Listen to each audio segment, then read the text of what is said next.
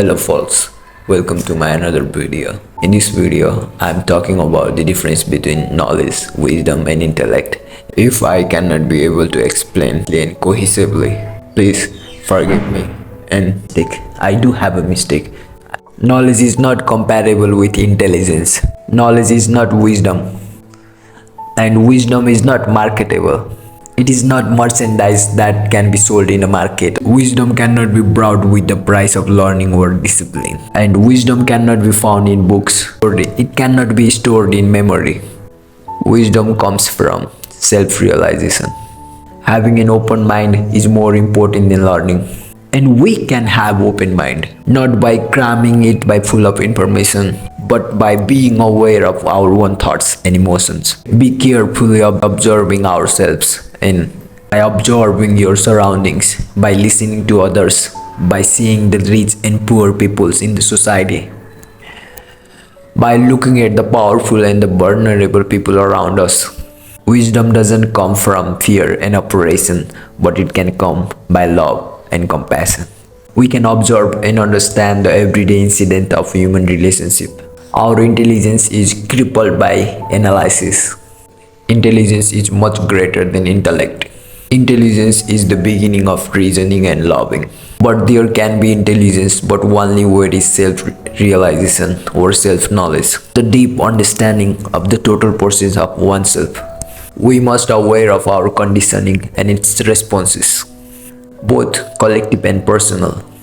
Only love and the right thinking can bring about the true revolution of oneself. And that revolution is within ourselves. We never see that we are the total environment because there are several entities within us revolving around us. The me is the obstacle of self-knowledge.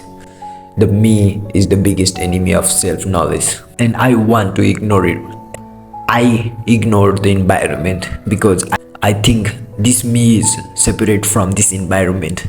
This is the biggest ignorance of lacking the self-knowledge. Our thoughts and responses are conditioned by the value of which society or which we are part has imposed. To free the mind from all conditioning, you must see the totality of it without thoughts.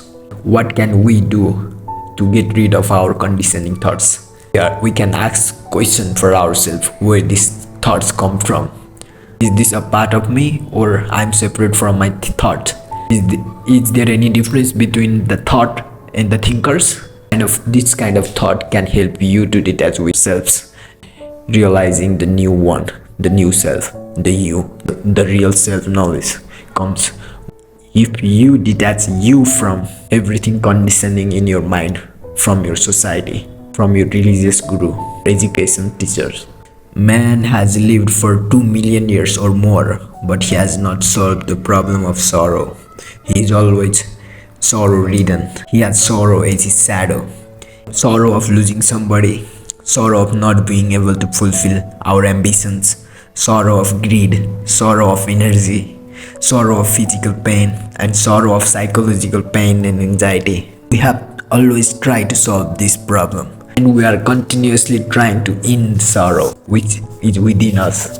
But we are trying to end sorrow by achieving something outer. We always try to end sorrow by going temple. We are trying to end sorrow by right effort, by right thinking, by living in a morality, and so on. Whatever you do within the field of this consciousness, sorrow can never end. Whether you go to the temple or you take a drink, both are same.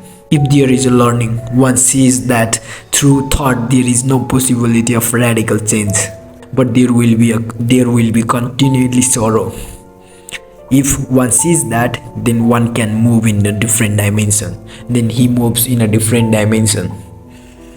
The dimension of observing our thoughts, the dimension of separating ourselves from our three things: body, the dimension of separating ourselves from these material things, our thoughts, our body and our emotion, the dimension of going inward. Without understanding the way our mind works, one cannot understand and solve the very complex problems of living. And this understanding cannot come through the book's knowledge. It's the process of understanding and observing our own minds, a very complex mechanical tool is mind, and we are not capable of controlling or using our mind in a right direction because we do not understand it completely. The first thing is we need to understand our minds. We can see our thoughts and the thinker itself, and we can see the process of thoughts, where it come from, how it comes. For example, if I say the word apple and the image of apple has been came into my mind already, because mind is like a mirror. Thoughts come and go. We get overwhelmed and depressed because we think mind is a stored memory, but it is not. It is just the mirror. For example, the cat. Now cat has been came into my mind, and the image of cat is gone already. Now I think a knife, and knife came. That's how mind works. Just pay attention, be aware of your thoughts,